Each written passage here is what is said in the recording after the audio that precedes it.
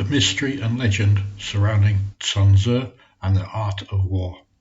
The legendary art of war presents to its readers the basic principles of warfare, together with advice for military leaders on how and when to fight. It comprises 13 chapters that offer battle strategies for specific situations, such as telling commanders how best to move their armies through inhospitable terrain, while another gives advice on how to defend against different types of weapons, in addition to general advice on conflicts and how they can be resolved.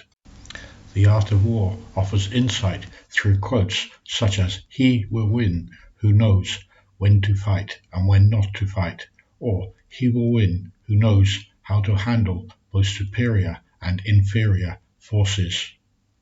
Other famous quotes include "He will win whose army is animated by the same spirit throughout all its ranks," and "Victory usually goes to the army who has better trained officers and men." There are hundreds of other quotes made famous from readers of this book. While there is no doubt as to the authenticity of the art of war, there is some doubt, however, to its author, Sun Tzu, and whether it actually existed.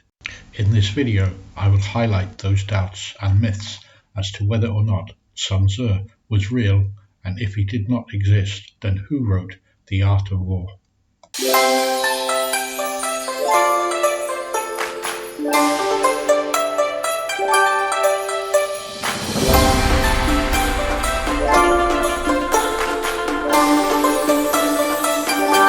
The Art of War begins with the lines, "The art of war is of vital importance to the state. It is a matter of life and death, a road either to safety or to ruin. Hence, it is a subject of inquiry which can on no account be neglected." Historians are uncertain of the exact time the book was first published.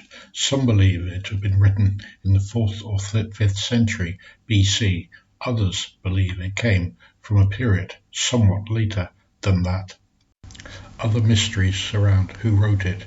Was it penned by a Chinese military leader known as Sun Tzu, with further speculation over his actual existence? The question remains, if Sun Tzu did not exist, then who wrote it? After all, there is no doubt the book exists and someone sat down and compiled it.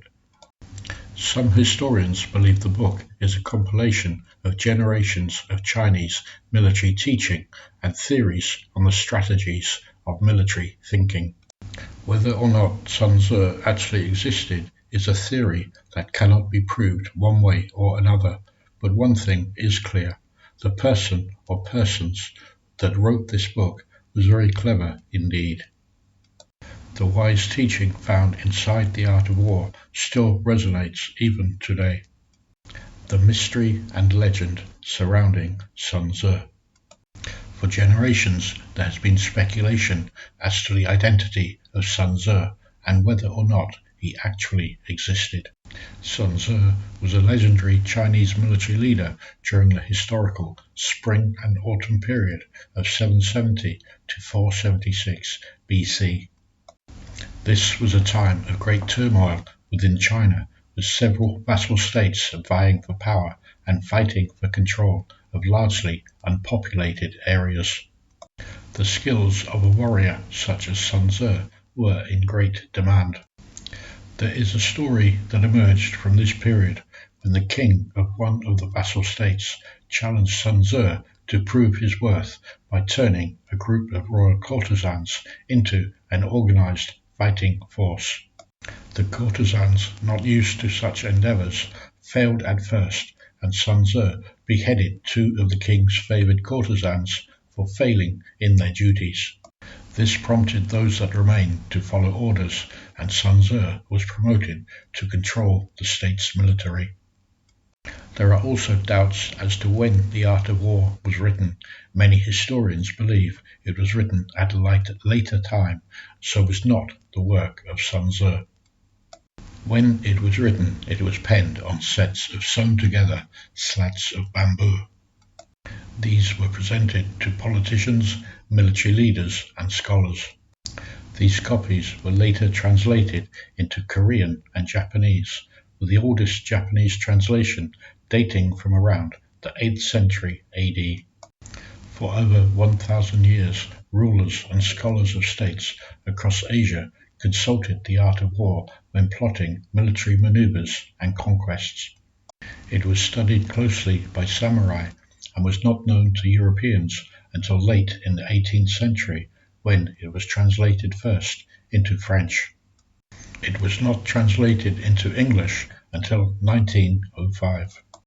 Another historian states that Sun Tzu was a Chinese military strategist and general around 500 BC, and his writing of the art of war about military strategy is also known as the 13 chapters, and that Sun Tzu was associated with the school of the military, a branch of the philosophical systems of the 100 schools of thought, which existed during the spring and autumn period of 772 to 476 BC. This school of thought advocated military preparedness while maintaining peace and social order. During the early years of the spring and autumn period, Chinese warfare followed traditional protocols, including chivalric behavior before, during, and after engaging in battle. This, however, led to frustration as the era wore on, as no state was able to gain a significant advantage over another, as each were using the same tactics. Sun Tzu's writings sought to break the stalemate that existed through a clear strategy of winning by whatever means were required to do so. Such concepts may have been his own ideas, or could have been through Sun Tzu's own experiences endured in battle.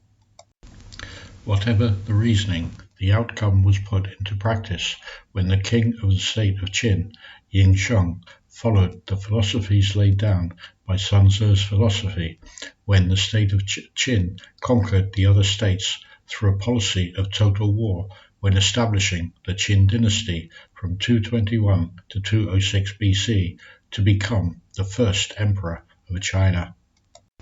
Historicity of Sun Tzu. Among the difficulty in determining whether or not Sun Tzu existed is further exemplified in the time he was said to have existed. The spring and autumn period, followed by the Warring States period, was a time described as chaotic due to the decline of the Zhou dynasty and the constant state of conflict between those vying for control. The era was one of turmoil, together with the later destruction of various written work of the Qin dynasty, resulting in the loss of several records of significance. If not Sun Tzu, then another general had to have lived and advocated a policy of total war to end the period of conflict which brought about a period of peace. Who that man was continues to be a topic of debate.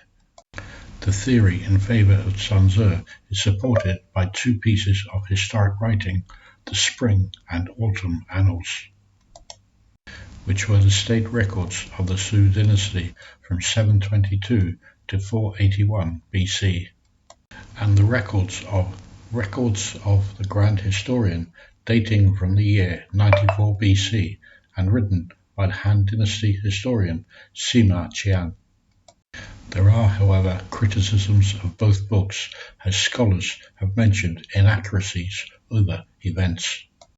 The main argument over it not being the work of Sun Tzu claims that had such a great military mind existed, he would have written more and more information would be readily available about him, and not just a few passing references. One such entry in the Spring and Autumn Annals is described as being brief, not very informative, and reads, Autumn, 8th month, locusts. Although, at the same time, there are entries in the works that are accepted as being historically accurate. While the annals could well have more descriptive entries, in the records of the Grand Historian, more time was devoted to detail. Sima Qian offered biographies of those, in his opinion, were misjudged historically and gave little attention to Sun Tzu, who, it must be presumed, was well known to the people of importance at that time, and so the reputation of Sun Tzu was already noted. The name Sun Tzu was known by adds to the confusion, as in the art of war he was repeatedly referred to as the master, and mentioned in the third person, such as Sun Tzu said. There is also some speculation that the writing could be the work of a student of the school of the military who recorded their vision of peace being achieved through the victory of war.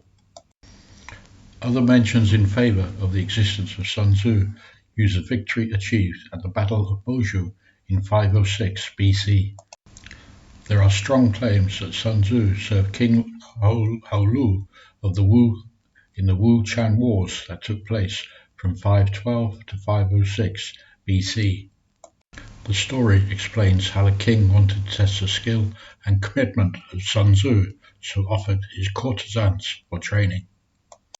On executing the two chosen leaders for inefficiency, Sun Tzu soon had complete control over those he trained. Subsequently, Sun Tzu was hired as the king's general.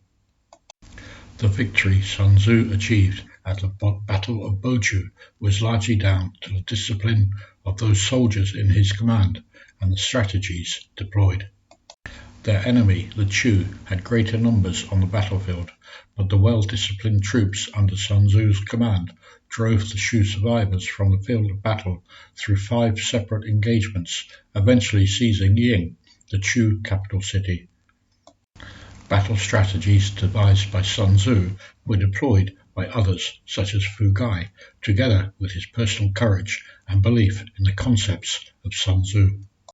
Through his use of spies, Fu Gai knew he was facing soldiers that had no great will to fight. Playing into the belief that he should know his enemy's tactics, and by not adhering to the standard rules of war of the time, Fu Gai did not allow his enemy to retreat and regroup. He simply hunted them down as they crossed the Qingfa River, even attacking his enemy as the opposing leaders were sat down to eat dinner.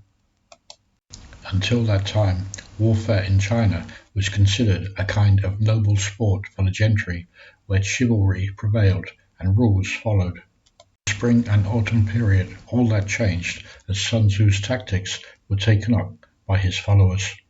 Sun Tzu did not have the patience many of the generals of his time displayed, as they played psychological games with others on the field of battle. Sun Tzu's philosophy was that once on the field of battle, forget chivalry. Your priority was to defeat your enemy, and acts of chivalry could cost more lives, even your own. The best way to achieve peace is through a swift victory, or better yet, by defeating your enemy before the war has even begun. Conclusion. It could be argued that the art of war was the foundational text in establishing the imperial dynasties which would rule China up until the fall of Imperial China in 1912. The War of the Eight Princes from 291 to 306, where nobles waged war on one another, each using concepts of Sun Tzu, led to a subsequent breakup of the Three Kingdoms period and the establishing of separate kingdoms, all led by former generals that used the principles listed by Sun Tzu.